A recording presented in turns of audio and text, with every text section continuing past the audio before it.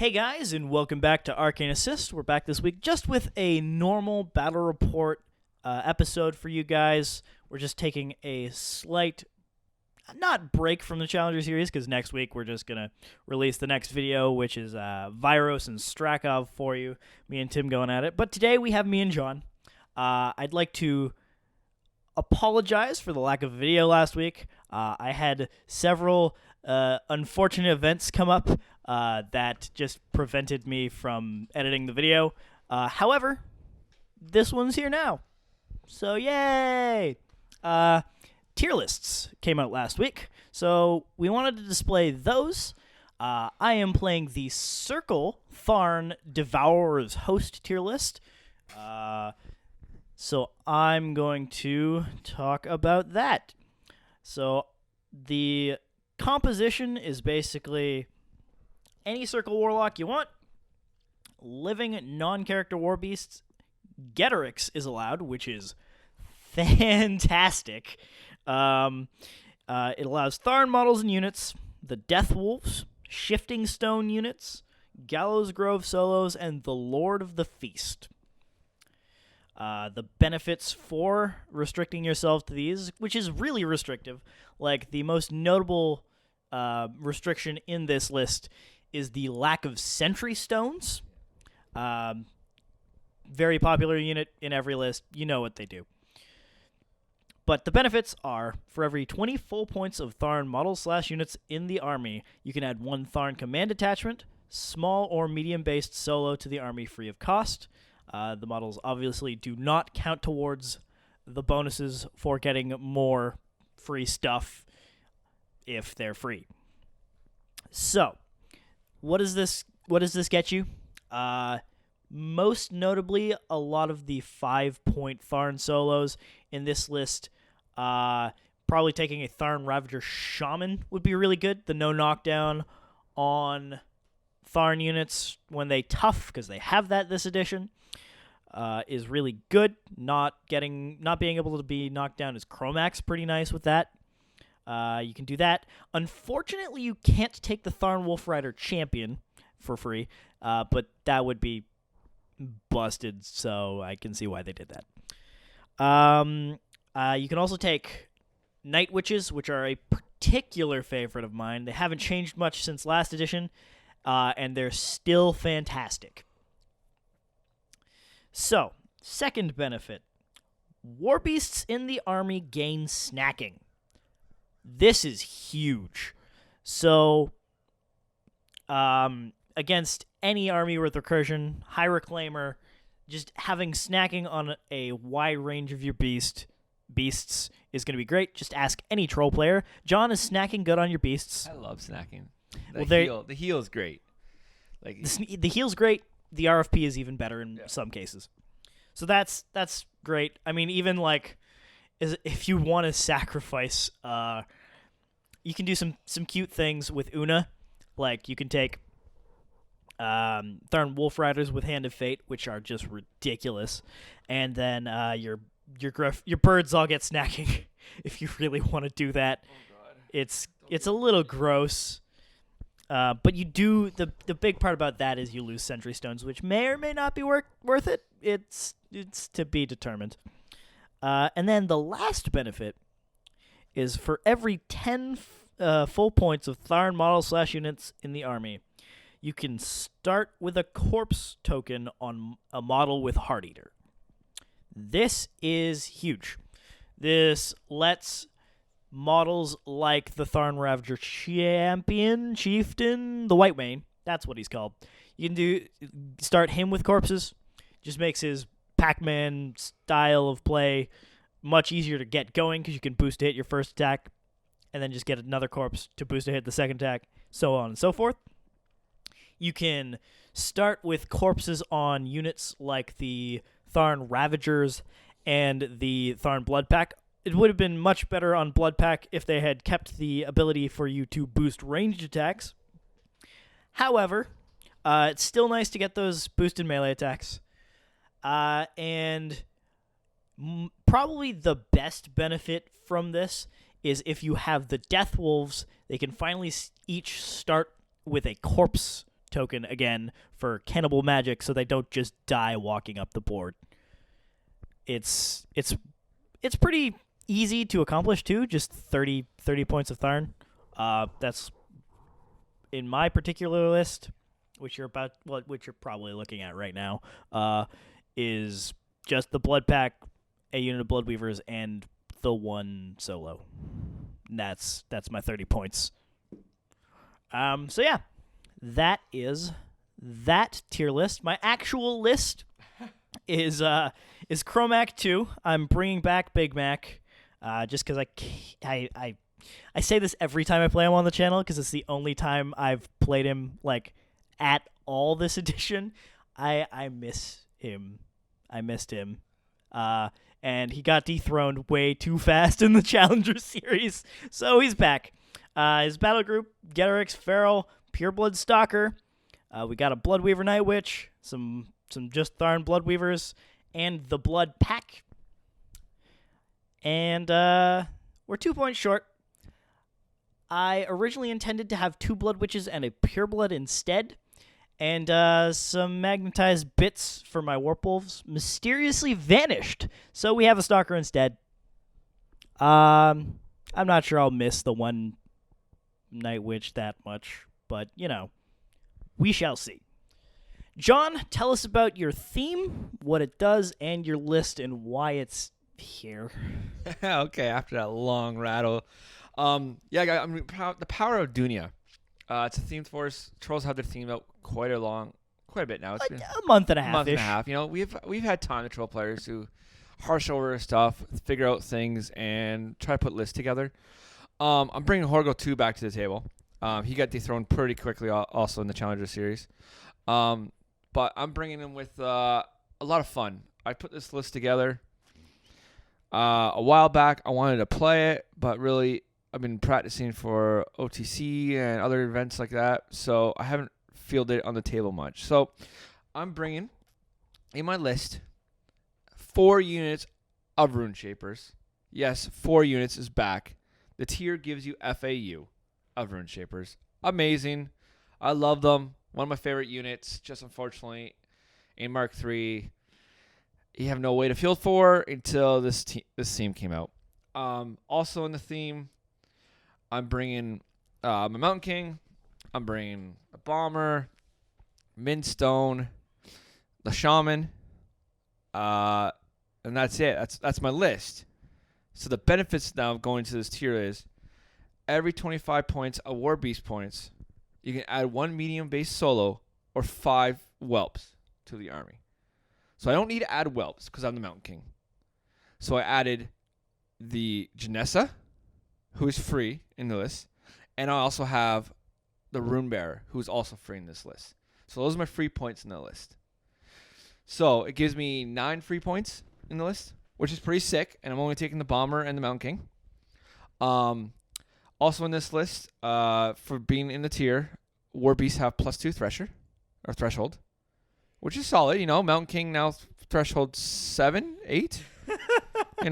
8 threshold 8. It's a possibility he doesn't frenzy now if you have you don't frenzy on a 3. Hey, it's better than nothing. Okay. It takes the Bomber to 10, which is pretty good. Also, the main reason you take this tier, I think, is the upkeep spells first turn. You get cast all your upkeep spells first, before the game starts. I thought the main reason was because you're a troll player and own 4 units of Runeshapers you can't field normally. Might be the reason behind it for me doing it. But I'm pretty sure most people will do it for the upkeeps. Horgle2 has 3 upkeeps. 3 good upkeeps. Solid Ground on himself. IR on the Mountain King. And Firestar on the Bomber. That's where they're going to be, and they're going to be there all game. Yep, IR being Inviolable Resolve. Yeah, +2 armor. Sorry. Solid, really good tier, really good theme. I enjoy it. I think there's a possibility to tweak it around a bit. But I really wanted to play with 4 units of Runeshapers, and this is where I can do it. So I won the dice. I lost the dice roll. Evan chose side. Yep. So I'm going first this turn. And Evan? Yeah, let's go into the battle report. So, you are going first. So yeah, my first turn is pretty straightforward. Nothing that he has threats me. First turn, so Runeshapers, run 10.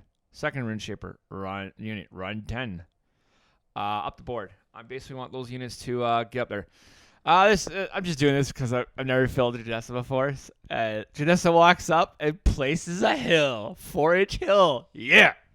Now, for those of you who maybe don't know, Janissa in Mark II was in basically every troll list. She was like because Golden Girl. she had Rockwall. She was a Golden Girl all lists. This edition, you probably have not seen her on the table because that wall was changed to a 4-inch AoE hill. That cannot be when placed. Yeah. Can't be touching any models. Or terrain. Like, serious downgrade.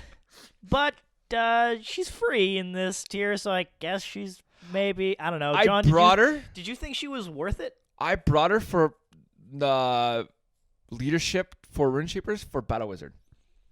She gives Battle Wizard to Runeshapers now. It's pretty good. It used to be Force Lock. In an all Runeshaper list, Battle Wizard on your Runeshapers is pretty great. So yeah, basically my whole army ran. My caster ran, dropped 5 in the stone, camp 1. Bomber riled for 1 and ran, and Mountain King riled for 2 and ran. So I have 5 on the table. I'm camping 1. Nothing threats me. I don't pop my aura. I'm pretty much up the table, ready to do some damage this turn or next turn. Evan, going to this turn, I ran. I'm outside of threat ranges. You have to think about my threat ranges now. Yep. So I basically out-threat you across the board. Correct. Because I am Circle and you are Trolls, and you don't have Janissa. So, that's just kind of how our lives work. Kromac starts by putting Awakened Spirit on Getorix, because free Spiny Growth is great. Cast Spiny Growth himself, just because I could and needed to spend Fury. And I didn't know exactly what to put Vengeful on. I debated putting it on Kromac himself, just in case anything ever attacked him. But I ended up throwing it on the Feral, just because it should just go on a heavy. And Getorix, I want to have Awakened Spirit for free Spiny Growth. I could instead put it on the Stalker for free Sprint, and then put it on Getorix, because he hits back harder. But Sprint's only 1 now, so I'm not sure that's entirely worth it. So here I'm moved up the Feral and the Pureblood. I'm basically just bubble wrapping Kromac and Warp Wolves right now.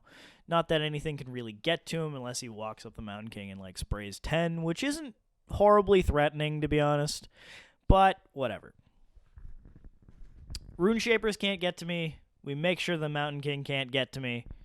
And we're it's a typical turn 1. You just move up, put your upkeeps on, get into position. The Bloodweavers and the Night Witch run their 7, and I try to keep out of the 10. I think I put the thing down, measure for 1 model, and then just run the rest into threat range anyway because I'm a dumbass. I just moved her into threat after measuring. Don't do this.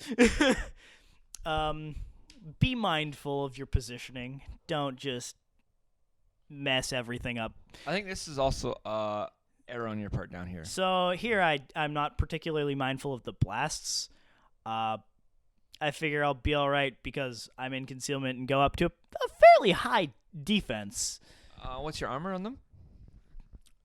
Def 14. Okay, so it's dice off 7 of blast damage. So and you have to hit me with the blast damage, more importantly. So right away, I'm like, okay, cool. I'll walk 5, walk 5, walk 5. I want to shoot some guys. I want to shoot a guy in the back to the fact that he's connecting to all 3 of them. I'm hoping for damaging the guy in the back and some blast damage, just to weaken them. Scatters 2 inches forward, I think. Clips 2 guys in the front. Off 7, does 1 point, I think, to one of them. You'll see a lot of scatters and a lot of deviations going on here, just because that's what happens in this when you have Runeshapers, right? So just scattering, doing maybe 1, maybe 2, if I'm lucky. One guy's crit knockdown, right, on the two and then one guy. So lucky crit, kills the one. Pow 14 if I hit, right? So it's dice off. Dice one. even. They only Dice have even. 5 boxes, and their main form of survivability in tough is negated by the fact that you crit knock them down. Yeah. Again, why you should probably bring a Tharn Ravager Shaman in this list. Yeah, I mean, no knockdown. Pretty solid. The other guys, Runeshapers now have Force Lock on their special ability. They can, or not Force Lock anymore. Sorry, they can dig in. Yes. Dig in now. They lost Force Lock for digging. So these other three, the blue units, just walked up and dug themselves in. So their defense is 16 for shooting. Now, since I walked these pink units up 5, Evan's now within 5 inches, so they're not stealth anymore. So their magic ability 7, defense 13. Yep. So I need 6s. Sorry, 14. 14, so I need 14. 7s. I hit the one on the far side. You hit those solo, which is important. Kill it. Then the second deviate. second guy happen deviates. to get a better deviation and clip both of them. Kill both of them. This guy, I think, misses everything. It hits Girax. Hits Scatterx, and I'm not boosting damage, or not. I can't boost damage, so I'm not going to roll damage. Runeshapers did pretty good this turn. They just dished out some damage. They pretty much annihilated the Bloodweavers. Only 3 are left on the table at the end of this turn. Yeah, so I'm going for deviations because they're stealth. 1-4 backwards goes nowhere. I'm looking for lucky scatters. Oh, I do kill another one. So that's there are 3 left on the table. Yep, 3 left on the table. Another scatter goes nowhere. The worst part about this list is timing. You scatter, then you gotta roll for it all the time. Next up is Janissa. Janissa's going up next. I think she's gonna. She also has AOE something. Oh, Rockhammer. Yeah, Rockhammer. Yeah, you're right, Rockhammer. So I'm measuring, before I move anything else, I'm measuring his threat range now because I want to move my beast and everything up closer up the board so I threaten him. But he out-threats me, right? So I can only move like an inch or 2, and that's it. So like currently I'm like trying to figure out how do I get as many pieces off the table without going into threat. So my bomber's going to move over, who has Firestarter because I upkept all 3.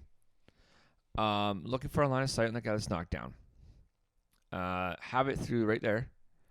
Anything but to hit. I need 3 to hit, basically. It's an AoE 4, and it's going to light things on fire this time. Well, it misses. So I deviate. Backwards. Hits more guys than he would have if he had actually hit. It's one good thing about deviations. Sometimes it locks out, sometimes it doesn't. So I set 3 guys on fire, and now it's POW 8 on those 3 guys. I totally forgot I could boost. Like, I was just rolling dice, trying to, save my clock for later on in the game because I know it's going to need it. But, it's dice off 6 now. Dice off 6. Dice off 6. So I'm doing some points of damage. They're also on fire, so I'm hoping that, the following turn, they will fail a fire check and maybe burn to death. That's just a thought. A second initial on the guy that's knocked down, blows him up. Half pound on this guy. Does a bit, puts him on fire. So then he has 3 out of the 4 unit guys on fire. So I'm hoping, maybe 2 of them will burn. That's my goal. So bomber's down. He had to use snipe for that. So he's sitting on 2. Snipe and reload. Runebearer just kind of moves around, get out of the way. Shaman's going to walk up. He has this fancy thing called Freakstone. He places an AoE 3 cloud effect on this model. And then he places this model 5 inches of its current location. So he basically teleports back 5. Puts a cloud wall up and teleports back 5. Yeah. He makes a snowstorm that he immediately gets lost in. And he can't find his way home. Yeah, I basically do this just to cover a lucky spray on a Runebearer or something like that. Just for protection. It's not really needed this turn because you don't have much that can get on me except a 10-inch spray. But just to play it safe. The stone is fully on the ale hill. All 3 units, all 3 models are within 3 inches so I can self-sack. I'm getting better at measuring 3 inches every single time. Sometimes I don't, and they're outside 3 inches, which can lead to troublesomes later on in the game. But I make sure I measure within 3 inches. Pop it aura, no continuous effects. Down to 4. Caster goes behind the cloud. Just basically drops 1 in the stone, camping 2. I'm scared of that primal. The Primal Shock assassination. It's a possibility. It has happened. It has happened before. Not on this channel, though. Not on this channel, but definitely has happened. Mountain King is outside of 11 inches and within 12, but you don't have Pathfinder on Gatarex, so I don't really need to be afraid of that. Yeah, I kind of messed up with his placing because I haven't played Circle in ages, and I was like, oh, Gatarex can go right here, and then I'll leadership Ghostly in charge. It's not a thing anymore. Can't do that. Yeah, so Janissa walked up and took a AoE and missed. No biggie. Evan's rolling fire checks. He rolls 2 or 3 passing. Two go out, and I fail my tough check on the guy that dies. So now it's on to Evan's turn. I'm outside his threat range. Evan has a choice of either committing and making me come to him, or basically try to clear out as much as he can and play for scenario, I think. So this turn is the take as many Runeshapers as I can. Yes, that's what they're called. Take as many Runeshapers off the table as I can. Because each one is a significant portion of his army. Because he only has 12 of them, and that's it. He has 12 Runeshapers, Mountain King, and a Bomber. It's not a lot. That's my list. Like each Runeshaper you take off the table in this list is a massive chunk. So in this turn, I'm planning on taking off as many Runeshapers as possible, as well as putting beasts in places where they can't be taken off by the Mountain King more than one at a time, and in a place where I can charge and kill the Mountain King regardless of what it goes in on. So 3 Bloodweavers charged the same Runeshaper because I wanted the gang, and I didn't think that one was going to be enough to kill it. The first one kills the Runeshaper, and I have nothing else to attack. The Stalker is planning on going in, killing these 2 Runeshapers, and sprinting away. Failed a tough check. You didn't get a tough check because they have grievous wounds. I didn't make a tough check. So, Stalker is going to go on those 2 Runeshapers. We just proxy that out. He's not actually going in yet, because I'm just planning out my turn. This is when I get a kind of, I want to say cute idea to use the assault on the Pureblood to kind of charge in, get a spray that takes out maybe some Runeshapers and maybe picks off a piece of support or 2 in the back. Primarily the Runebearer. The one I was trying to protect with the cloud in the first place, so I didn't really see this coming. I was hoping Evan didn't have a way to get a spray on, but like as you see, Evan's like has 4 models under that spray, and it's like a lot worse than I thought. It's the Bomber, the Runebearer, and 2 Runeshapers are going to get sprayed at the end of this. And then I also have the Blood Pack at the bottom that can assault and maybe kill 2 Runebearers. It's not likely because they're in cover and they will get that bonus from the assault shots. And if I get more than 1 model in and I miss, I have to make the attack against another model in the engagement, which I'd rather not do. So I'm probably not going to get the assault shots on one of the models just because 2 guys are going to engage 1 model and 1 guy's going to engage the other, and I'm only going to get the assault on the single engagement. So the Pureblood goes in, sprays, 10-inch spray.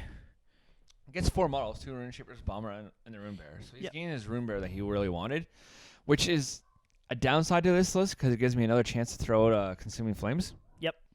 So 7s to hit Runeshapers, hit both of them. 7s to hit the Bomber. 7 is to hit everything. That, and then I boost the 7 on the Runebearer and hit it. So I hit everything under the spray.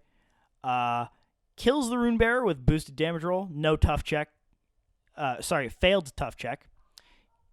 Fails the tough check on another Runebearer that I kill. And fails the tough check on the last Runebearer that I kill. I boost damage on the Bomber. Does 7. Dice off 6. I think you did 7 damage to the Bomber. Does 7 damage to the Bomber.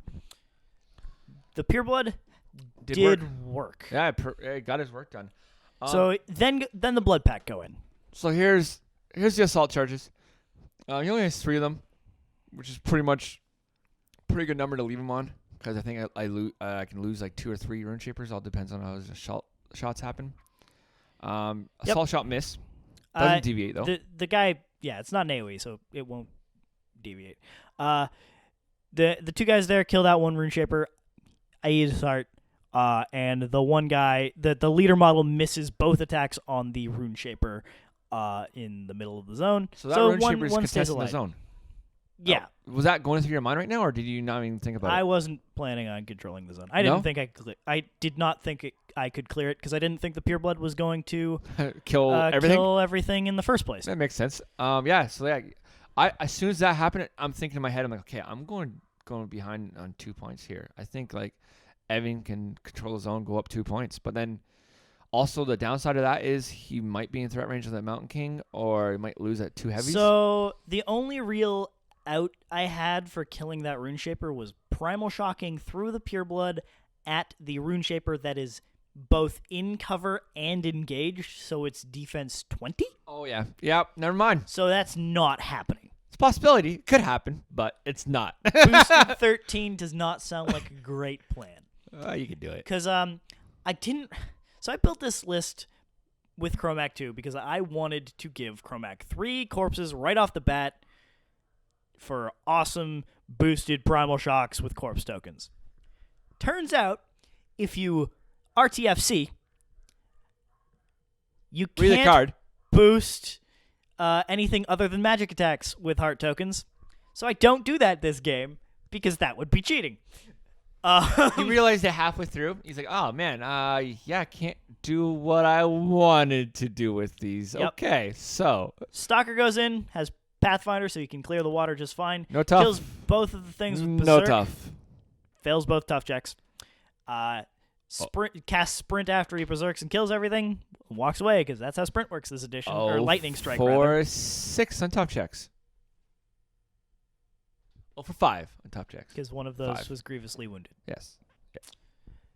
So that's more or less my turn. I position the Feral and Getorix to be out of the Mountain King range, but in if he goes in on anything. And I position Kromac in a spot where he won't die. And cast Bounty Growth because I can. Going into my turn, are you thinking my plan was score 2 and pass the clock to you? Like, will you have enough to continue the game? Like, are you baiting the Mountain King at this point? Is that the plan This here? is definitely a peace trade because if he goes into either zone, he dies. No questions asked. Because even if he goes into the top zone and the Feral can't get in on him, Kromac sure as hell can. And Kromac is basically 10 Fury when he gets into melee. So are you not afraid of me scoring maybe 3 this turn? Because that's a good possibility as well. Mountain King goes top zone, and I go bottom zone. Then your caster dies. Okay, so like you're basically hoping that I do split, or I basically give you the Mountain King next turn for 1 heavy. Right? That's your plan? Yep. Okay. It's a solid plan. So I take all my fury. I had a cut, because that's how math happens. Upkept solid ground, fire starter and IR, because why wouldn't I? So I'm 3 fury right now. Top zone first. One guy, one Runeshaper walks around and does Trembler. Basically knocks down everything within 2 inch and a quarter of him. Place a 3-inch AoE on him. It works out to be like 3/4 of an inch around him. It's weird. Yeah. Knocks them all down, which is awesome because now my Runeshapers can charge in and do Battle Wizard. So basically the plan here is Runeshaper A, top of the zone, charges a Bloodweaver, kills it automatically with his charge attack, has Battle Wizard, kills the second one on not double ones, and then the other Runeshaper charges the last Bloodweaver, bottom of the zone. We also need to remember... Kills it, and then Battle Wizards a Rock Hammer at the Stalker. You got to remember that I can kill my own guy. I also hit my own guy, but unfortunately, even on box cards, which I just rolled, it's dice off... It's 7 plus 12 is 19.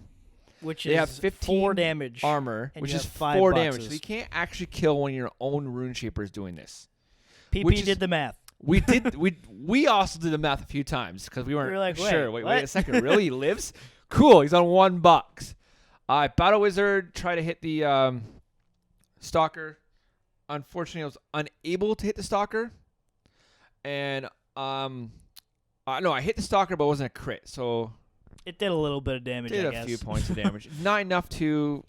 Doesn't care that much.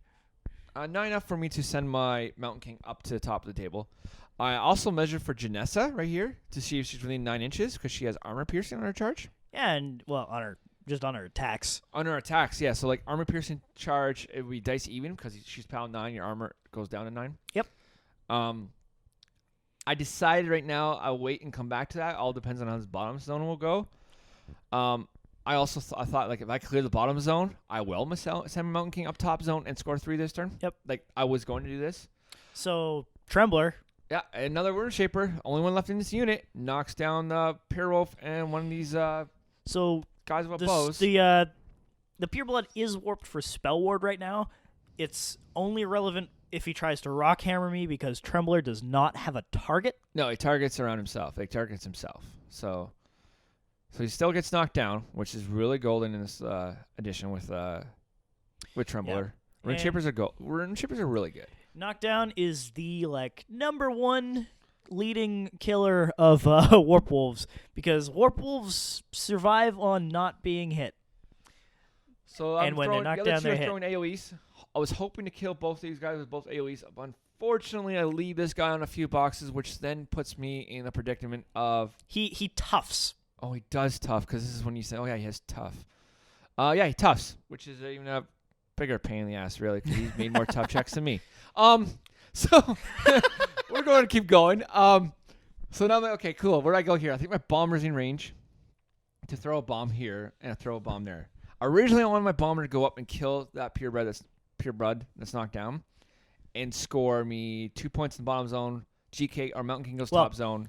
And scores you 1. a point unless you dominate with. I would dominate and I would score 3. I was hoping to score 3 this turn, but unfortunately, I have to send my Mountain King after because my bomber cannot kill the pureblood with 1 POW 16. It's just physically impossible. Did you think about? Oh, I guess you're about to do it. I am about to do You're it. about to use the spray with the Shaman. So I did think about it. So I skipped shooting the guy who's knocked down with a bomber, and I threw. I think I threw 2 AoEs into the pureblood with the bomber. Yeah. Which kills my Runeshaper, I think, because POW 16s can kill my Runeshaper. I don't think it does. POW 7, 12s is 19.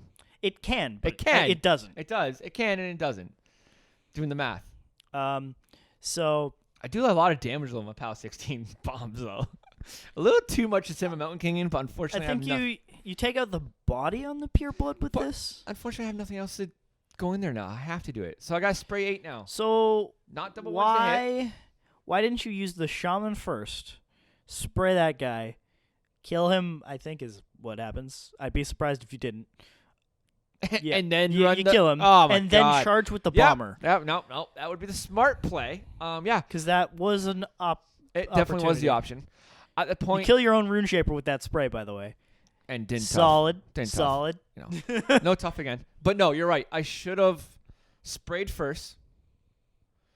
Because if it sprayed miss, and then the bomber could back it up, which was totally my mistake. I should have sprayed first with my Shaman. Mm-hmm. Then send a bomber in with rage after my caster activates, goes in the zone, and kills that warp wolf. And then I can send my Mountain King to the top of the zone to kill your Stalker, which puts you at 2 heavies, which will probably contest the top zone because you have to kill my. The only way you can kill the Mountain King is put 2 heavies on him. I think that's to me. Yeah. Me thinking it's 2 heavies. That is entirely true. So then you had nothing to contest the bottom zone. So I didn't even think 2 turns ahead. I should have. Because this would have played out a little differently how my turn is, but my bomber should have killed your pureblood because right now my GK has 1 Fury on him for charging and 2 attacks killed your pureblood. Yep, and then he actually used the kill shot here. I did use kill shot. To spray at Kromac and the Feral. I boost a hit because I'm like, right now he's going to die either way. So boost a hit, hits, boost a hit again. Why not? I'm on 3 Fury, Pow 16. And then you boost damage on both boost damage. Why not? Go to 5 Fury because I'm pretty sure I'm dead so here. the Feral's arm 18 thanks to Warp Armor, dice off 2. Does a good chunk to him. Does like 12 Does damage. like 11, 12 damage. I rolled, doesn't take out any aspects, though, because he 4 rolls an to even Kromac. column. Yeah, I did 4 to Kromac. And so. you do meh to Kromac just because he's arm 20 thanks to Spiny Growth. But Deafen doesn't really do anything to you. Nope.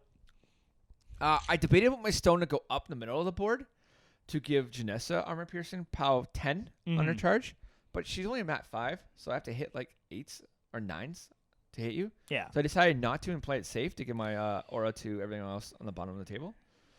So I have my caster goes in to score to 2 points, which is great. This is clutch. I'm up 2 points. I feel safe, even if he kills my Mountain King.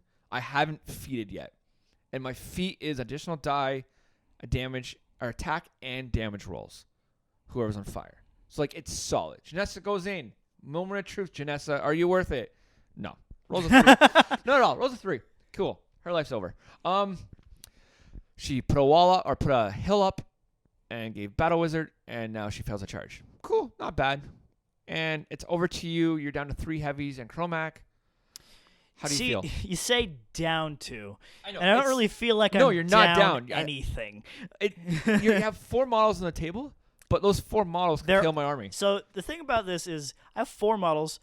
I basically have 4 heavies. One of those heavies is Fury 10 because of my corpses. So there's a couple ways I can go at this. Way one that I think of is I use the Stalker to shimmy over a bit, Berserk, kill Janissa and a Runeshaper, sprint forward, then I Primal Shock the stone a couple times. I don't have enough Primal Shocks to reduce the aura so that the Mountain King isn't in it. He's just too close, and I can't kill the entire unit because I can only Primal Shock 3 times. This is also the moment in the game where I realized I can't boost Primal Shocks with corpse tokens, so we abandoned that plan. I also think maybe it's worth taking a free strike from Janissa because it's a star attack for the armor piercing, so I don't get armor pierced from this. Walk away, take a free strike, Berserk, bunch of things. Kill the Runeshapers, and then maybe Primal Shock Janissa to death and control the zone. Maybe that's the option. Alternatively, I can Primal Shock Janissa to death, charge the Stalker into the back of the Mountain King, and then hold Geterix or the Feral in reserve so that I don't have to commit to so that I don't have to commit one of them to killing the Mountain King, because both of them are, I would say, heavier hitters than the Stalker is, purely based on the fact that the Feral has Primal as an Animus, and Geterix is Geterix. Then I discover that Kromac can deal with Janissa, then the Stalker can deal with those Runeshapers without having to take a free strike, and both of my Warbeasts stay in control range when this happens. So this is definitely a feat turn. Kromac's feat says I cast Carnage for free, saves me 2 focus, Fury, and more importantly, it gives my battle group, living Warbeasts in my battle group, so in this tier, all of them, +2 strength and armor. Makes Warp Wolves hit like trucks. You also, before you charge, you primaled both Warbeasts in the bottom of the table. I did, yes. Yeah, so now they're hitting even harder, doing a lot of damage dice even, basically. So Geterix's dice even, the Feral's dice -2. I maybe didn't have to primal both of them this turn. I probably should have only primaled one of them just because of, and that should have been Geterix just because he's the dice even, and the Feral just cleans up the rest just because of how much fury he has. But c'est la vie. Play it safe. Basically destroyed Janissa. You also have no tough, right? When you attack he has Wrathrock, so he has Grievous Wounds. And I Rock. boosted to hit with the corpse And you basically that I her. started with. Ader got the corpse back. Now you're sprinting I here, pay right? 1 for sprint just so I can get a little further away from the Mountain King. And then this is where. And you then I realize that- I need my beasts to be in control anyway. Play it safe, so I don't right? go too far away. But you actually went. I'm pretty sure it's close here. You're like on my edge of my. Oh, and then my friggin' model just falls and just falls and falls. But So Stalker warps berserk, walks up to some Runeshapers, kills all of them. No tough checks. no tough. Fails too tough. Haven't made a tough check yet. And what? You're 1 for 1? I'm Yeah, you're 1 for 2. 1 for 2? 1 for 2. Okay. Oh. Yeah, so this is the moment of truth for my Mountain King. I mean, you denied most of my tough checks because you knocked everything down before you as you killed should. it. So here's a mistake. I should not go in with Getterix first. You'll see why in a second. So, Mountain King's Whelp shedding. So good. If he places 2 Whelps base to base, you can't get a heavy with 1 inch reach or anything with 1 inch reach onto the Mountain King. It's just mathematically impossible. So I kind of block myself out with the Feral here. Luckily, I realize this at the end and use my last attack to kill a Whelp. So here I'm like, okay, I've done this before to someone. First Whelp. Cool. Here you go. Have it. And I personally knew this as soon as I had made the first attack, and that's always that moment you realize, oh crap, I made a mistake.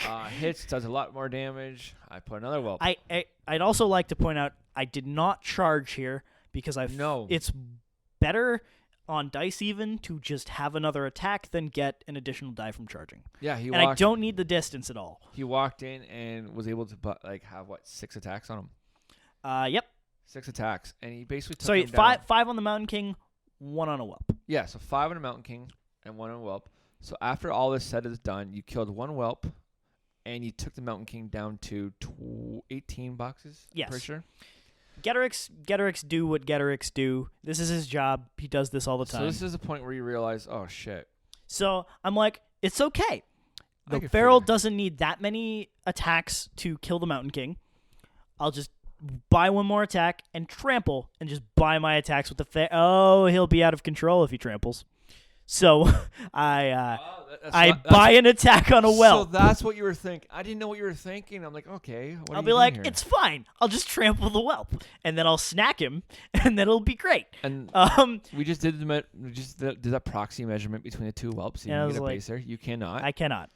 I'm pretty sure we do it all the time just to make double check just in case the base sizes ever changes, which never happens. But it's always there to check. Yeah. So he buys his last attack on a Whelp, even though he probably could have killed. No, he would have left Mountain King in like 5 boxes, then sending his second. I would have left you on like 12. Yeah, but either way, you have to send the second one in. So why not send the second one in? And Back him up just because charge lanes. Yeah. And there's the Feral charge attack. The Feral is dice -2, but he has an extra initial on Getterix, as opposed to being you dice charged, even. right? I did charge, so the charge attack does a good chunk of damage. And I believe I only have to buy 1 attack to finish off So the I'm dropping Mountain another King. Whelp. I'm dropping on the far side of the board now because I know my Mountain King's going to die. So the reason I'm dropping them behind my Mountain King is so I can contest his zone next turn. Yep. So I can run Whelps in to contest. That's what they're going to be there for. Yep. You basically bought 2 attacks, bought 1 more attack to kill them. And as you can see, there's And then 5, the Feral 6 Whelps. snacks the Mountain King. And then you buy and kill a Whelp and you snack on it too.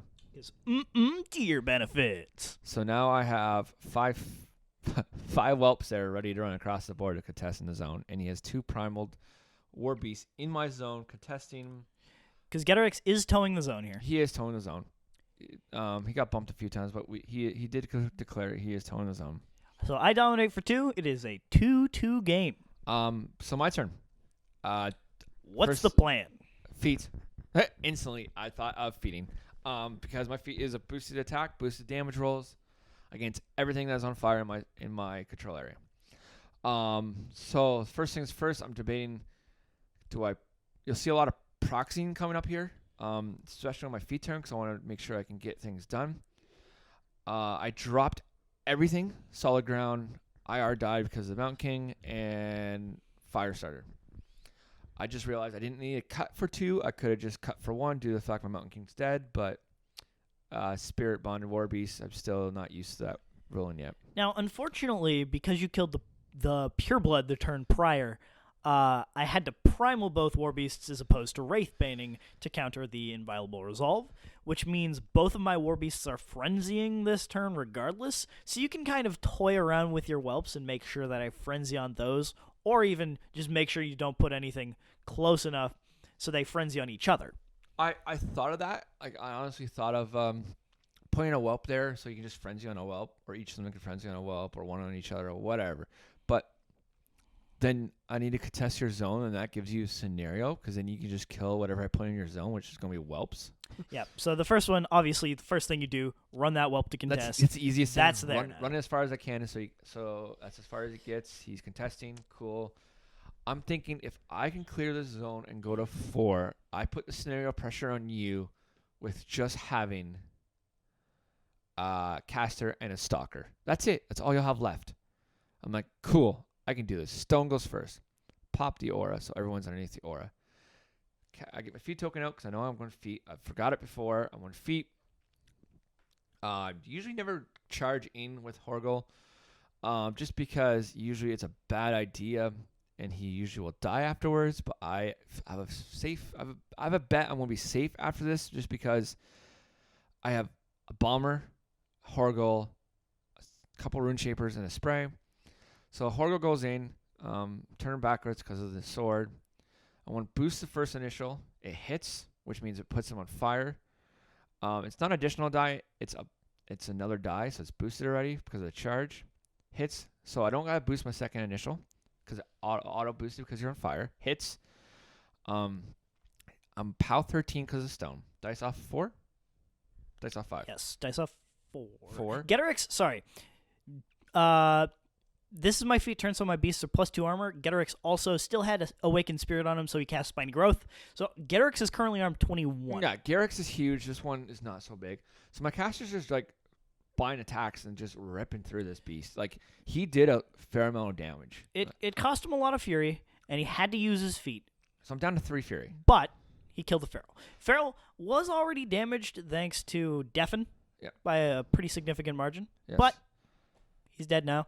You cast... I camp 3. Camp 3. I camp 3 because I'm like, okay, Runeshaper, back arc. Boosted a hit because you're on fire. Misses. Misses, scatters. So your original plan with that proxy base in the middle was Trembler to knock both of them down beforehand. But unfortunately... that just blocks your charge lane with the bomber. Yeah, my bomber wouldn't be able to get there. So I'm like, okay, cool. I didn't hit... Okay, second Runeshaper go, maybe? So I'm now like, you're well, running Whelps out of the way. And the reason I missed... I don't know why you did this. No. The reason I missed is because you were engaged to a Whelp. Oh, because I was engaged. Yes, right. So now I'm like, shit. I need to get rid of 2 Whelps. And now my second Runeshaper maybe can do this. Oh, it hits. Doesn't no crit. crit, though. Okay, well, it's boosted. POW 14. It does a bit of damage. My spray comes up. First of all, I thought it was...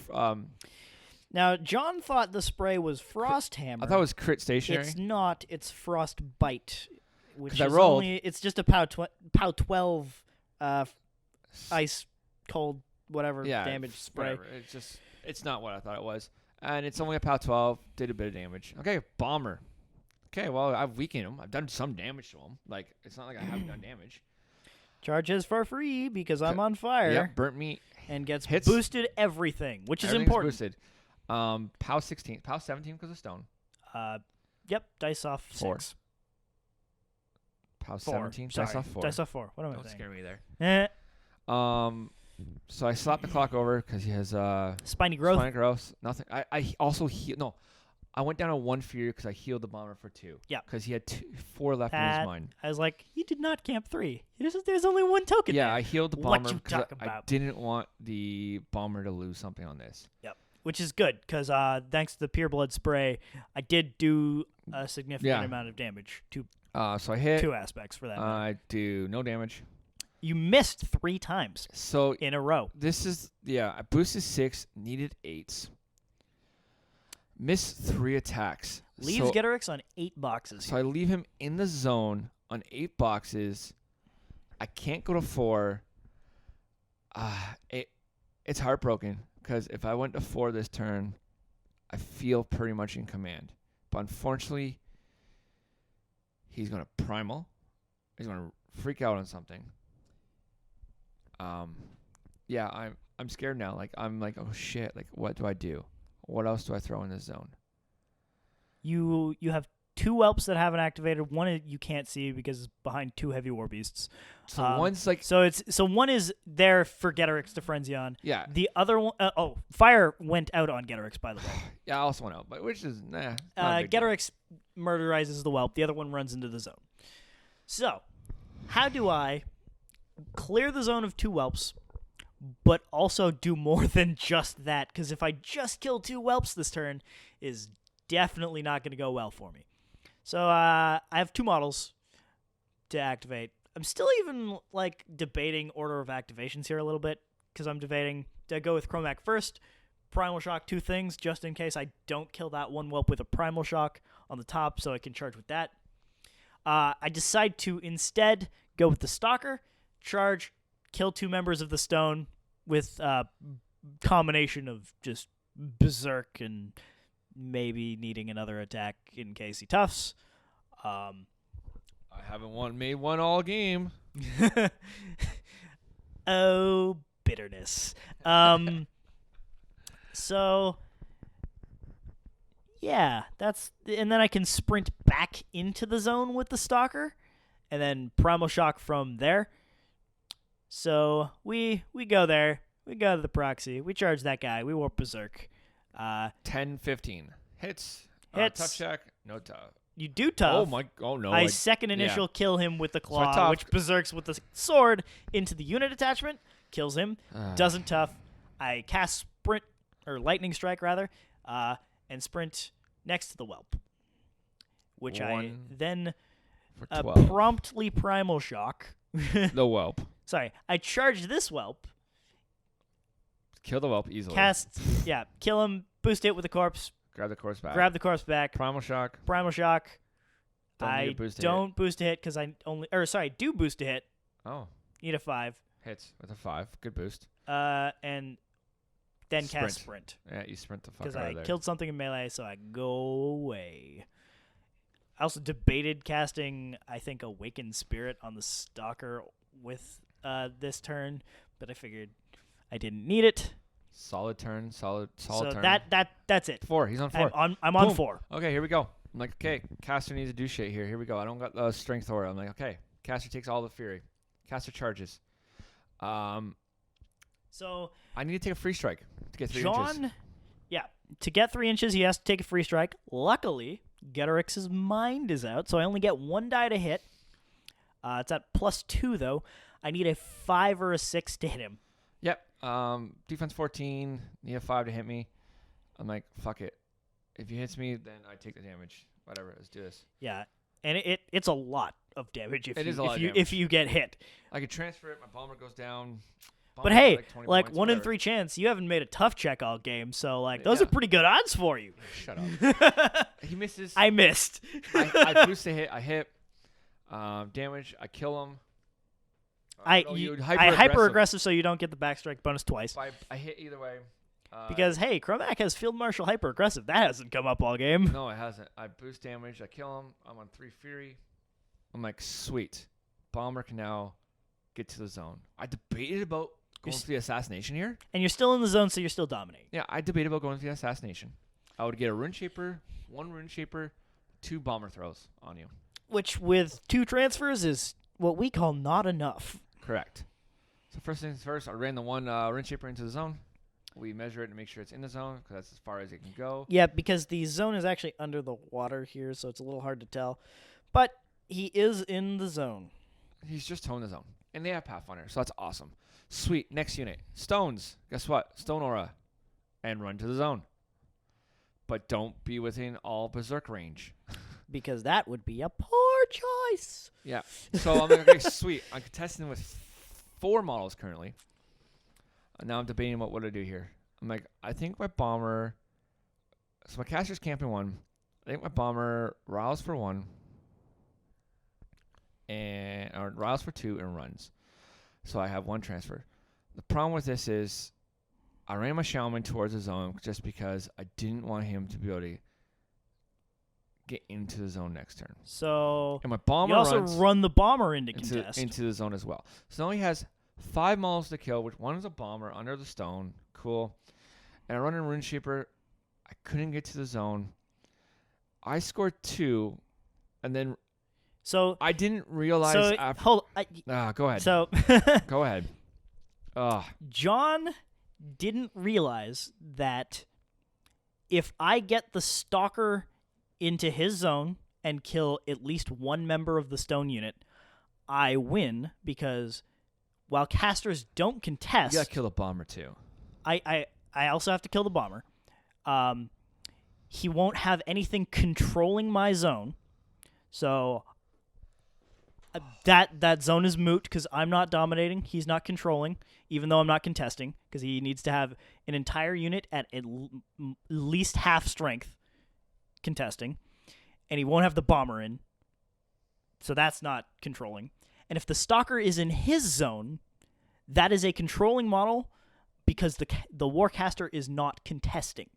So I would score 1 point if the Stalker gets into his zone and nothing's controlling mine, and I will win. So Grievous Wounds kills the stone. Aura is down. I now have 10 Fury to buy attacks into the bomber who's already hurt at dice -1. Yep. It was definitely a shock to me. I've never had this come up in a game, and I should have put the stone guy where the one. I should have, switched the leader to the guy in front of the Stalker, so then I actually have one to self-sack to after Primal Shock. So then it would make you do an extra attack. Yep, but I didn't think about it. I made it originally did it that way. I'm like, no, wait a second, I better switch it back. Yeah. So he kills the bomber. Kill the bomber. Eat his corpse. I Primal Shock the model in front of the Stalker just to make the lane much easier.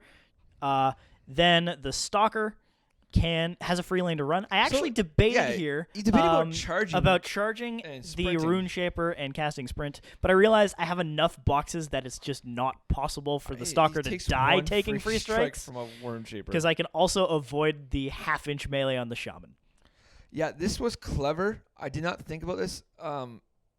It was really well thought out by Evan. Because I'm also not, because the Krielstone bearer himself does not have a weapon. No, he doesn't. In hindsight, I should have just left a Shaman or a Runeshaper in the zone just to have another model. I totally never came down to it makes it a lot harder for me because I have, currently on Kromac, I have a boosted Primal Shock worth of Fury left. We debated, not debated. We talked through it afterwards. And I had he realized the scenario win here. I would have had a boosted Primal Shock left over to kill one Runeshaper, a Runeshaper or a Shaman. They're the same defensive stats. 12, it's the same chances. 5 boxes each. It's a 5 to hit, a boosted 8 to kill, and then he has to not tough. Which, is good for Evan in this game because I've only made 1. Yeah. But in the end, the odds, I didn't see this at all. I thought I had Evan pretty much cornered and trapped me to go to 6, and you stay on 4. But unfortunately, in the end, Evan figured a way out, and Primal Shock was pretty clutch in this game. Primal Shock is probably the best spell on his card. That and Awakened Spirit provides some pretty interesting play with things like casting Primal on a feral casting Primal on itself for free with Awakened Spirit, free Spiny Growths after having Primal on Getarix, things like that. And then Primal Shock used to be a lot better because it was 1 POW higher with Getarix because he's Strength 12. Unfortunately, he's Strength 11 now. I think I've said that in both the other battle reports we've done with Kromac2. But, Kromac2 finally gets a win on this channel. My favorite caster finally gets a win on the channel. Super happy about it. Good games. Thanks for watching. This is John. And this is Evan. If you want to contact us in any way, all in the description below the video, as well as the comments. And, if you want to see more just battle reports, let us know. And see you next Monday.